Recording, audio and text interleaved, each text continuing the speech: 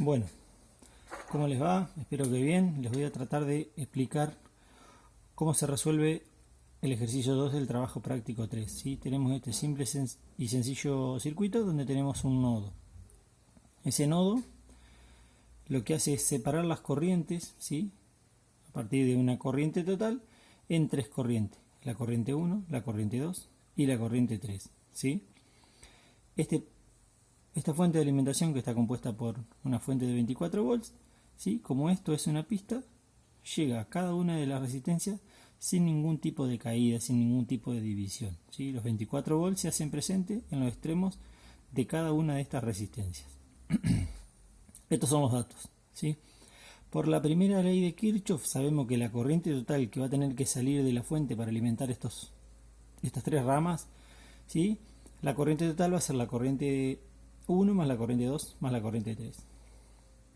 Por lo tanto, la corriente total va a ser los 150 mA de la primera rama más los 150 de la segunda más los 150 de la tercera. Esto nos da una corriente total de 450 mA. Por la segunda ley de Kirchhoff, ¿sí? Sabemos que la tensión de fuente, ¿sí?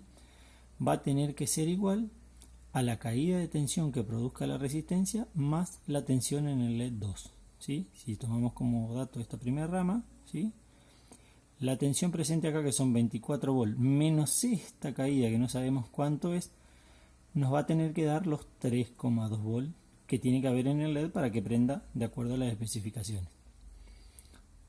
En el LED 3 lo mismo y en el LED 4 lo mismo. Por lo tanto, hacemos la igualdad. 24 volts acá es igual a esta tensión, que no sabemos cuánto es, más estos 3,2 volts acá, ¿sí? Entonces, ¿qué es lo que hacemos? Despejamos la tensión en la resistencia 2, en los extremos de la resistencia 2, ¿sí? Porque estamos tomando solamente esta rama, es igual a los 24 volts de fuente que tenemos acá, menos los 3,2 que tenemos acá. Y nos quedamos con esta diferencia, que nos da 20,8 volts. O sea, en esta resistencia tiene que haber 20,8 volts de caída en los extremos para que en el LED haya los 3,2 que me pide la especificación del LED, ¿sí? Para la resistencia 3 y para la resistencia 4 es exactamente lo mismo, porque estos 24 volts ya les dije que estaba presente acá, acá y acá. Por lo tanto, ya tenemos la caída de tensión que tiene que producir la resistencia. La corriente por la resistencia es un dato. La caída de tensión en los extremos de la resistencia es otro dato, y el valor propiamente de la resistencia es otro dato, ¿sí? Que nosotros no lo tenemos. Tenemos este dato y tenemos este dato. Por lo tanto, podemos calcularlo por ley de Ohm. Simple. Resistencia, tensión sobre corriente. Tensión en la resistencia, corriente que circula por la resistencia, ¿sí? Entonces, si nos sentamos en esta, hacemos los 20,8 volts que tienen los extremos, dividido los 15 mA, que es la corriente que necesita este LED para funcionar, nos da una resistencia de 138,7 ohms. ¿Sí? Este es el valor de esta resistencia. Para la resistencia 3 y para la resistencia 4 es exactamente lo mismo, porque se toman tres ramas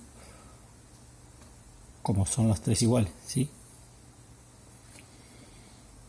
Para las potencias, potencia es tensión por intensidad, potencia total es tensión total por corriente total. Potencia total, 24 volts por 0,45 amperes. ¿De dónde salen estos 0,45 amperes? ¿Sí? De estos 15 más estos 15 más estos 15 miliamperes. Perdón, de estos 150 más estos 150 más estos 150. ¿Sí? Son 0,45 amperes o 0,15 más 0,15 más 0,15. Esta corriente multiplicada por la tensión total, la corriente total que va a circular por la fuente, multiplicada por la tensión de la fuente, nos va a dar los 10,8 watts totales que va a consumir el circuito. Esta potencia, perdón, es la potencia que consume este circuito. La potencia en las resistencias, ¿sí? O en una resistencia, es la tensión que va a hacer caer esa resistencia por la corriente que la circula, que la atraviesa. 20,8 volts, que es la tensión en esta resistencia, multiplicada por la corriente que atraviesa esa resistencia. O sea que 3,12 watts nos da este cálculo. Esta potencia es en solo una resistencia, ¿sí? La potencia en el LED es la tensión de un LED por la corriente de un LED, que nos da 0,48 watts. También es en un solo LED. Si hacemos la comprobación de las potencias, tenemos que la potencia en las resistencias total es la potencia en la resistencia 2 más la potencia en la resistencia 3 más la potencia en la resistencia 4. Son 13,12 más 13,12 más 13,12 de cada una de las resistencias. Nos da 9,36 watts. Y la potencia en el LED es de la misma forma. Potencia en el LED 2 más potencia en el LED 3 más potencia en el LED 4. Son estos 0,48 watts que recién calculamos 3 veces. Si nosotros sumamos la potencia que pierde cada una de las resistencias, nos da esto. La potencia que pierde cada uno de los LED nos da esto.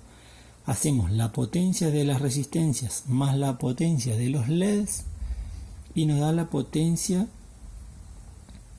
total 10,8 watts, ¿sí?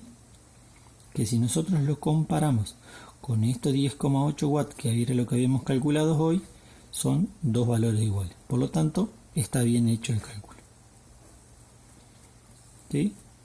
Esta potencia que se pierde en la resistencia es una potencia de pérdida. ¿Por qué? Porque nosotros queremos que las resistencias no calienten, ¿sí? Necesitamos que hagan caída de tensión, pero que no calienten. Pero por lo tanto, si necesitamos 3,2 volt y tenemos 24, esa caída la tenemos que producir y eso lo va a disipar la resistencia en forma de calor.